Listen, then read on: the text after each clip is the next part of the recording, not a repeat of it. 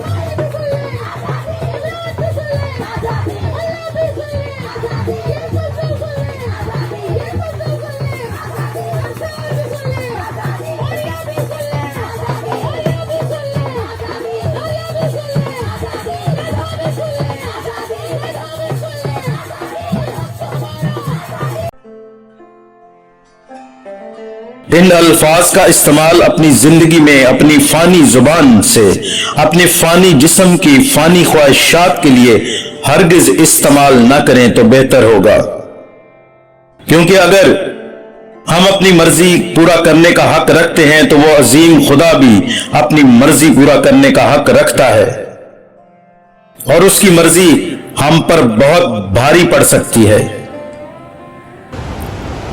जैसा कि उसका समंदर उसकी मर्जी, उसकी हवा उसकी मर्जी, उसकी जमीन उसकी मर्जी, उसके पहाड़ उसकी मर्जी, और उसका आसमान वो भी उसकी मर्जी। वो जब चाहे जमीन को पलट सकता है, वो जब चाहे हवा को बंद कर सकता है, वो जब चाहे आसमान को गिरा सकता है, और हम सबको मारकर कह सकता है मेरे इंसान मेरी मर्जी। मगर वो ऐसा नहीं करता। बेशक वो ऐसा करने की कुदरत रखता है, मगर करता नहीं, क्योंकि उस खुदा के और तुम्हारे दरमियान एक मयार है, और उसी मयार के मुताबिक दुनिया के तमाम फैसले किए जाते हैं। यानी कि पैदा होना, मर जाना, गम का आना, खुशी का आना, आंधी, तूफान, जलजले, सुनामी, चरिंद परिंद दरिंद, तमाम मखलूकात के फैसले उसके मयार के मुताबिक किए जाते हैं। और वो मयार है उसका कलाम, जो उसने हजरत मूसा कलीमुल्लाह से लेकर नबी करीम हजरत मोहम्मद मुस्तफा सल्लल्लाहु अलैहि वसल्लम तक नाजिल फरमाया।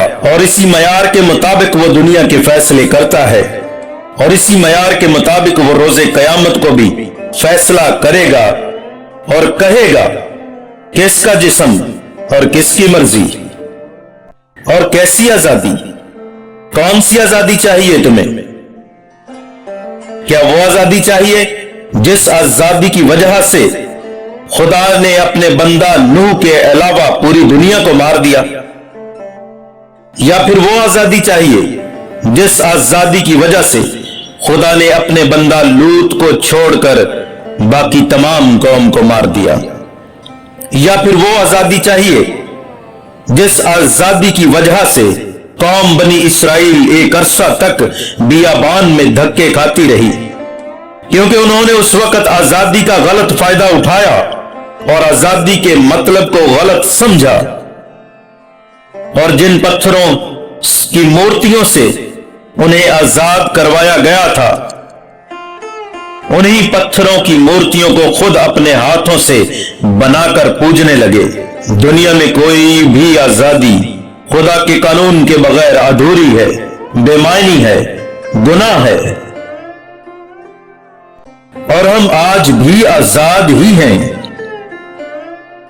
क्या मर्द, क्या औरत, हम बिल्कुल आजाद हैं। बस सिर्फ फर्क इतना है कि इस आजादी के साथ उसका पाक कानून शामिल है, और उस कानून को तय करते वक्त जितनी रियायत हो सकती थी वो उस खुदाए पाक ने पहले ही दे दी। और जहां तुम्हारे नापाक होने का डर था वहां तुम्हें हुक्म देकर मना किया, पाबंद किया कि ये काम मत करना। और उसकी तरफ से हुक्म की तरह जो पाबंदियां हम पर लाजिम हुई वो पाबंदी कोई जेल नहीं है, बल्कि ये पाबंदियां तो हमारी जिंदगी में जब शामिल होती हैं तो हमें और भी खूबसूरत और मोमिन बना देती हैं। और ये किसने तुमसे कहा कि औलाद सिर्फ तुम्हारी मर्जी से होती है या होगी? औलाद का इख्तियार भी सिर्फ उस खुदाए कद्दूस को हासिल है, चाहे तो उम्र भर न दे और चाहे तो एक वक्त में जुड़वा दे दे। वो इस तमाम मखलूकात का खालिक हकीकी है। वो 2, वो 4, वो 10, वो 100 और एक वक्त में 1000 बच्चे भी अपनी मखलूक को अता करने की ताकत रखता है। यूं कहिए कि हर बात में उस ही की मर्जी पूरी हुई है, हो रही है और आगे भी होगी। ये सब कुछ जानते हुए भी तमाम मेरी पढ़ी लिखी बहनें, माएं, बेटियां जो सब कुछ जानती हैं, जो सब कुछ समझती हैं, फिर भी कहती हैं मेरा जिस्म मेरी मर्जी। क्यों कहती हैं वो ऐसा? क्या वो अपने उकसाने वालों के हाथों से मजबूर हैं? क्या वो अपने साथ निभाने वालों के हाथों से मजबूर हैं? तो आए अपने साथ निभाने वालों का और अपने उकसाने वालों का चेहरा भी इस कहानी में देख लें। ये कहानी है एक जंगल की, जहां शेर की सरपरस्ती में एक बहुत बड़ी अदालत लगाई गई और जंगल के तमाम जानवर वहां पर आए और सबने अपने अपने लिए अपनी मन की पसंद की या जरूरत की या फिर जो चाहते थे फरियाद की। और इन्हीं फरियादियों के अंदर एक बकरी ने भी फरियाद की और कहा कि मुझे मेरे वालिदैन किसी तरफ नहीं जाने देते। नदी किनारे जाऊं तो मगरमच्छ का खतरा, पहाड़ पर जाऊं तो तुम्हें गिरने का खतरा, घने जंगलों में जाऊं तो तुम्हें कोई फाड़ खाएगा, तुम्हारी जान को खतरा। मुझे खतरा खतरा कहकर घर में बांध दिया गया है, लेकिन मुझे आजादी चाहिए। तब उस बकरी की फरियाद पर सबसे पहले भेड़िए ने गवाही दी कि हां, इसे आजादी मिलनी चाहिए। और फिर तमाम गवाहों और सबूतों के तहत उस बकरी को आजादी दे दी गई। लेकिन बाद अज़ां क्या हुआ? उसी बकरी को अकेले और आजाद देखकर उसी भेड़िए ने उसे फाड़ खाया जिसने उसे आजादी दिलवाई थी। सो खबरदार रहो, ऐसे लोगों के झांसे में मत आओ जो तुम्हें मुआशरे की चंद ज्यादतियों का हवाला देकर वरगलाना चाहते हैं।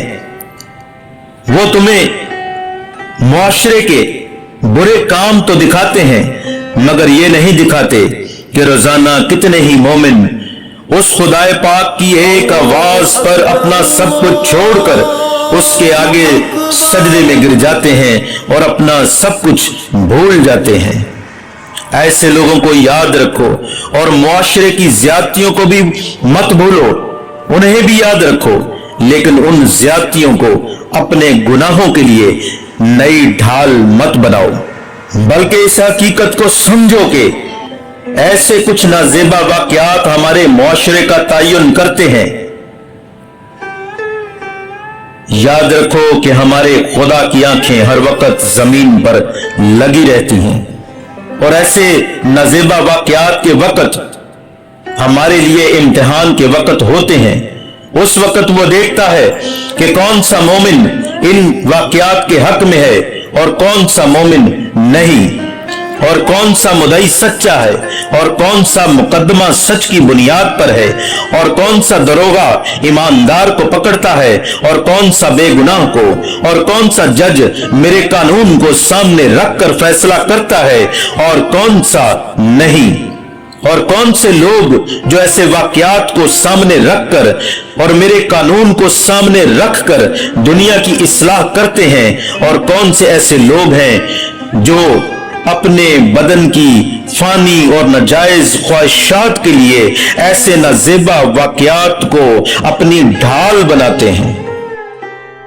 وہ ڈھال اس لیے بناتے ہیں تاکہ لوگ ان کی سچائی کا اور ان کی دلیلوں کا یقین کر لیں اور ان کے ساتھ چلیں اور انہیں سچا جانیں اور پھر ان کے پیچھے چل پڑیں۔ لیکن خبردار، ایسے لوگوں کے بہکاوے میں مت آؤ جو تمہیں برباد کرنا چاہتے ہیں، بلکہ اپنے تمام معاملات دین کے دلائل سے حل کرو، اور کبھی مت کہو کہ میرا جسم میری مرضی، بلکہ کہو اے ہمارے مہربان خدا، تو جو آسمان پر ہے تیرا پاک نام مانا جائے، تیری مرضی جیسے آسمان پر پوری ہوتی ہے زمین پر بھی ہو۔ آمین آمین آمین آمین۔